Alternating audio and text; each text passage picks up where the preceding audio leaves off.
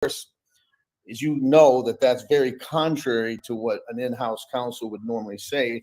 So what's your take on that? Do you agree with them that that's just a crazy thing and that's why I'm never going to be a general counsel? Yeah, well, I have represented a couple clients and, as kind of like a general counsel, and the mindset is different than as a litigator. So as a litigator, what you say is absolutely correct. But as a general counsel, your whole job is to keep your company out of litigation. So I kind of see it from both ways, and I kind of feel for in-house counsel, because that's their whole job is to keep you out of litigation. So it's hard for them to say to you, go ahead and get into litigation because it's coming anyway. But You're absolutely right. And of course, in hindsight, that's what they should have done, because now they're where they are. Now, I went ahead and said that that Coinbase has fair notice 2.0 because of that IPO, because they went to the SEC. Even with the listing of XRP, as you know, Jeremy, in January of 2019, Coinbase went to the SEC. They literally gave them a presentation of why XRP was not a security, or at least today's XRP. They weren't discouraged at all. They listed it. And then, of course, the history. But do you agree with that? Do you think that this fair notice issue, and that's what Jeremy Kaufman, you read just a few minutes ago, where he said, apparently fair notice isn't a defense. Do you think Coinbase has an equally better or better fair notice defense than Ripple? Good question. I think when you get in front of a jury, I think the amount of time that's passed that someone has been doing something to when they get a Wells notice or a lawsuit is going to make a big difference. I'm sorry. So I think that Ripple has that time on their hands, because it really literally was, 7 or 8 years before there was any inkling that there was a problem. Coinbase doesn't quite have as much time on their hands. And also that the issues that Coinbase, it looks like they're going to be sued for, are a little bit different than what Ripple's being sued for. There's some more subtle and more legal technical issues, like how they were doing their stable coin staking and all that kind of stuff. So I think the short answer is I think Ripple has the better argument there. Okay. But Coinbase is going to benefit from Ripple's efforts up to this point on that issue, because they're going to have a game plan for how to proceed. So, Coinbase, I don't think maybe off the top of my head has as good an argument, but they're going to have all of the work that Ripple's already done. All right. Listen, you brought up a jury just now, Jeremy. You said that if you get in front of a jury such as Coinbase, and you made a point to tell the audience in the past that Ripple, in their summary judgment motions and their reply to the SEC summary judgment, they stated that the fair notice issue is a jury issue. And so what I want to do is, we're all right now waiting on Judge Torres's decision. Our friend Jimmy Filan, he said early on that he thought maybe by the end of March or around that time. He was spot on when it came to the Daubert motion. I've looked at previous rulings of her, and her decision has ranged from the same time as the Daubert motion to a couple months after the Daubert motion. So the first question is, do you think it could come down any day as far as her decision?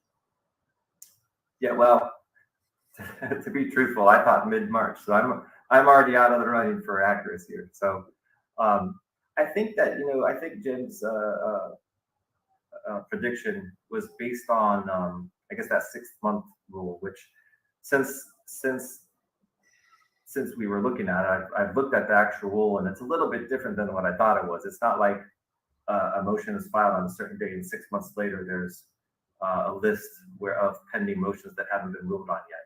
It looks like it's done a little bit differently. So I think as far as, March 15 or March 31, there's no hard time cutoff here. I think we're just going based upon what the judge has done in the past. And I think your research is probably the best, which, on average, it's probably, around a month or two after the Daubert motion or in that range. But there's no hard and fast time cutoff. So it could come at any time, but it could come in April. It doesn't have to be in March. And I got to tell you, I'm getting a little nervous because, and I say nervous because you and I and others, we've never said that Ripple's going to get an outright win or anything, but we've certainly poked holes at the SEC's case. I went on record to say I think that she's going to deny the SEC summary judgment as the way they've requested it. But now, just yesterday or today, Kathy Wood predicted a Ripple win from ARK Investment. She's a very smart woman, and you're seeing others now picking wins. And I always prefer the underdog role, Jeremy, to be honest with you. So I'm not gonna ask you, a prediction, but I want to end with this jury question issue because I've said that I think that we've underestimated the potential because most securities cases are decided at summary judgment. The judge has the undisputed facts, but it seems to me, and you've tweeted this out, and I think you've rushed in the video, that there seems to be some disputed facts here. And so we have three basic elements in the Howie case. And the first one is, everybody knows, is an investment of money. Do you think that is an issue that she could send to the jury because of the expert that was excluded? And what do you mean about that? I don't think so. People could have different opinions. I don't think that would be the issue that would be sent out for a jury trial. I think those issues all could be decided by a judge. I mean, just for the viewers, you need a jury when you have to weigh this testimony and decide which one is more credible. And that's really what you need a jury for. And I don't think that the investment of money prong is the thing that will be sent to a jury. Okay. What about the second factor is obviously the common enterprise. And it's something that you and I've poked holes at, and others have as well, of the SEC's theory. Do you think that there's enough for her to decide on common enterprise, or do you think that could be a factor sent to a jury? I don't think that's the one either. I think that the Reddit case is pretty clear, and we have 10, 12 judges in the past in the crypto space that we can look at that have made that decision based upon the facts in front of them. So I don't think that's the one either. Okay, and then final, it's a two-pronged test. That's why some people call it a four-factor test, and some people call it a three-factor. And the first prong of the third is a reasonable expectation of profit derived from the efforts of Ripple, basically. What about that factor? Is that one that you think could be teed up for a jury or no? That's the one I think would be the one. If she's going to send it to a jury, I think that would be the one because of your work. We have a lot of we have affidavits that were submitted. We have counter facts from the SEC, not many, but there are some there. And so if I was the judge and I said, you know what, I'm not going to rule on this, this is going to go to a jury, this is probably the thing that I want the jury to rule on. What did an XRP purchaser back in 2017 think when he or she was buying XRP? Okay. Now, and then obviously we talked about fair notice. Do you agree with Ripple that if she were to say that Ripple sold XRP as an investment contract in a certain period of time, do you think then it's a jury trial on whether Ripple had fair notice, or do you think the judge could summarily decide one way or the other that they did or didn't have fair notice? That's a good question. I mean, Ripple obviously took a risk because they didn't argue fair notice other than to say it's an issue of fact for the jury to decide. I think let me just hedge my bets a little here. If the judge does send it to the jury, it would be the SEC's fault because they brought in Larson and the other executive, I can't remember, Garlinghouse, I'm sorry. So, yeah, they brought in Garlinghouse and Larson, and you conveniently forget the guy that can only revel your facial hair. He's only the CEO, right? So anyway, because they brought him in, what the fair notice defense as to what they were thinking and when they were selling their XRP, I think lends itself to something that a jury could decide. And when you have a piece of the case going to trial, judges always think of judicial efficiency, right? So they're more likely to send the other piece, which is the Ripple piece, also to trial and say, you know what, since we're going to have a jury figure out what Larson and Garland House were thinking about back in those days, we're also going to let's let them also figure out what Ripple was doing back in those days as well. Which goes back to something that I think you and I agreed on very early in the case, which was charging the two executives in a non-fraud case was a very big mistake. Absolutely. I'm with you on that. I think the SEC, if they could go back in time, I think would also probably want to do that. All right. And we're going to wrap up, Jeremy, but my final question, I guess, is, are you surprised now that there hasn't been a settlement? And if you're surprised, do you attribute it to politics and agenda, or what do you attribute it to? Because I believe that if this case was about enforcing securities laws, it would have settled a long time ago. That's my personal opinion. So what do you think? I thought the case would settle back in 2021, but I was naive. And as I kind of learned and looked at more cases that the SEC was involved in, I mean, all you have to do is look at this library transcript hearing. And the SEC does not operate like a regular litigant. Obviously, it's not their money. They don't care. So it's not like when I litigate against an insurance company, that insurance company has to answer to its shareholders. Why did we spend $1 million fighting over a $10,000 case? They have to explain that.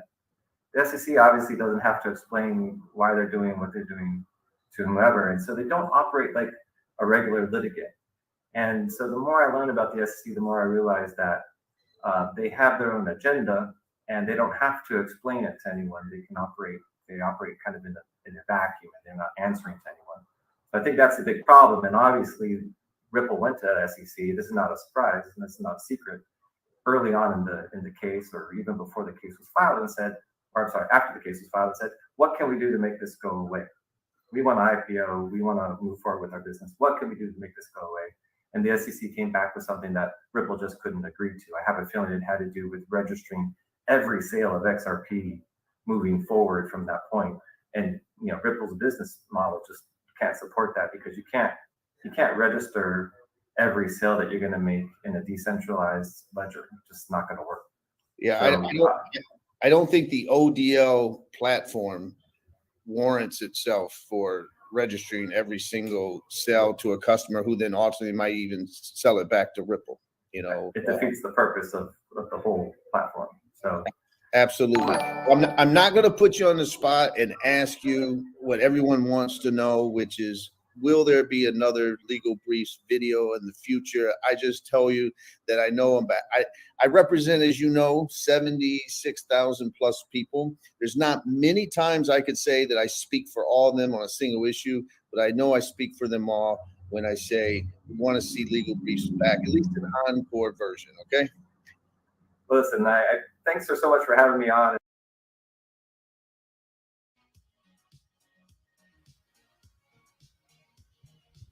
All right, fellas, back to the regular continued broadcasting as usual here.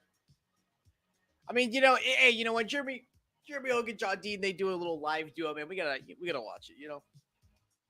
They've done a lot for the community.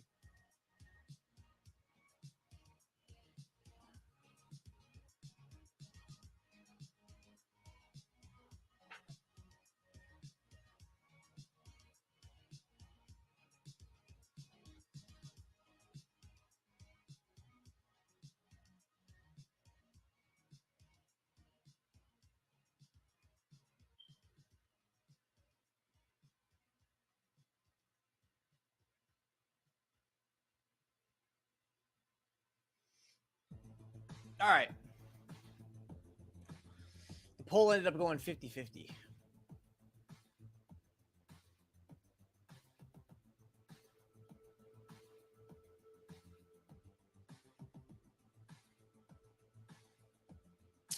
So yeah, everything is still looking bullish. Completely bullish. Kind of want to stick with these 1 minute charts still.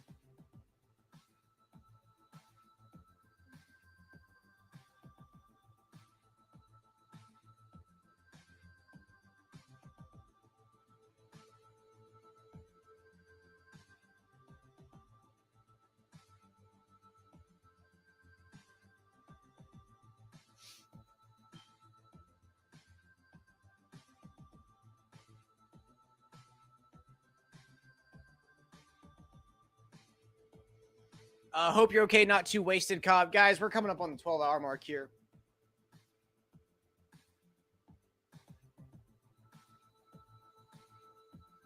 Dude, I just woke up and you're still streaming What a Weapon.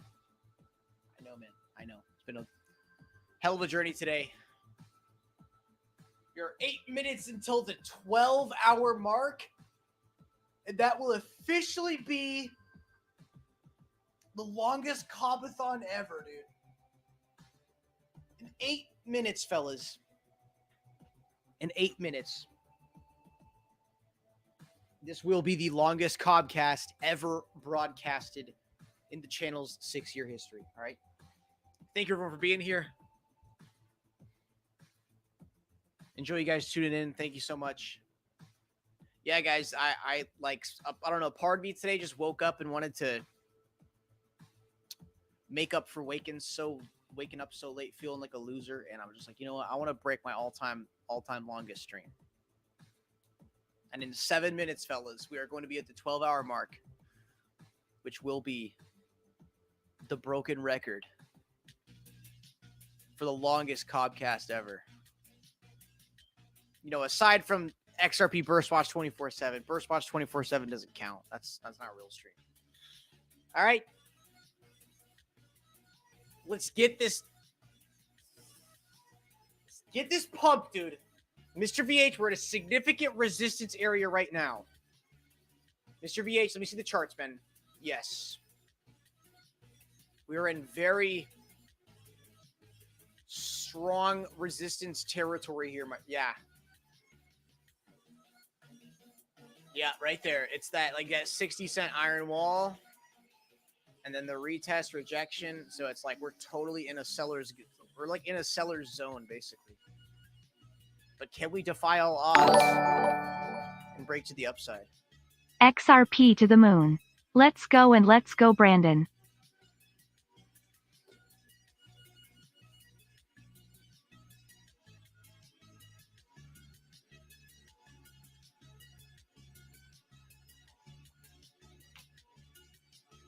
Still looking good here, guys.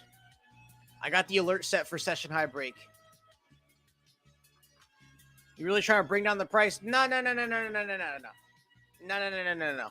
No. I started the stream today at 48 cents per coin. It is now 52. The Cobb curse has been broken. Let's just put it that way, right? Let's call it a deal. Broken. Who's Brandon? I don't know, bro. Who is Brandon? I'm not sure. I am just an independent contractor of the Google Corporation. I do not know who Brandon is. I do not know what Let's Go Brandon even means.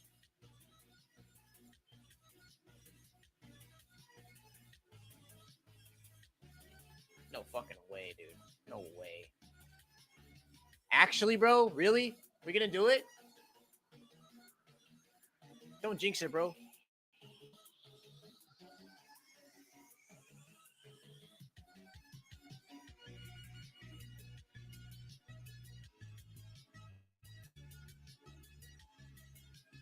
James Chavez with the 50, bro. My man James Chavez with the 50. But we get one more good push right now. One more good push, dude. That's all we need. There's one more session high break, dude. I really need this right now. James Chavez with the 50 bomb, my man. Thank you, bro. My robot heart feels no love. James, you will feel it soon, my friend. James, you are in a community of 1,500 people in the stream. This is family. You gotta feel the love, man. Been in here for 6 years, dude. 6 years. Half a decade. My man James. With the 50, bro. With the 50. Let's go, James, bro. Guys, we might actually get another break right now. And I don't have any more energy to scream. I can't scream anymore.